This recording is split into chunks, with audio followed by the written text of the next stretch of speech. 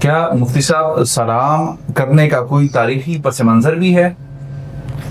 جی بالکل، احادیث کے اندر جو سلام کی ابتدا کا تذکرہ آتا ہے وہ حدیث میں آتا ہے کہ اللہ رب العزت نے جب حضرت آدم علیہ السلام کی تخلیق فرمائی تو اللہ رب العزت نے حضرت آدم علیہ السلام سے یہ فرمایا کہ تم جاؤ، فرشتوں کی یہ جماعت بیٹھی ہوئی ہے، تم ان کو سلام کرو اور پھر ان کا جواب سنو کہ وہ آپ کو کیا جواب دیتے ہیں۔ تو وہی جو کلمات ہوں گے آپ کا اور آپ کی اولاد کے لیے تحیہ ہوگا، یعنی ملاقات کے وقت کے کلمات ہوں گے جس کو ہم سلام کہتے ہیں۔ چنانچہ حضرت آدم علیہ السلام فرشتوں کی اس جماعت کے پاس گئے اور ان کو یہ کلمہ کہا، السلام علیکم۔ اس کے جواب میں فرشتوں نے جواب دیا، وعلیکم السلام ورحمۃ اللہ۔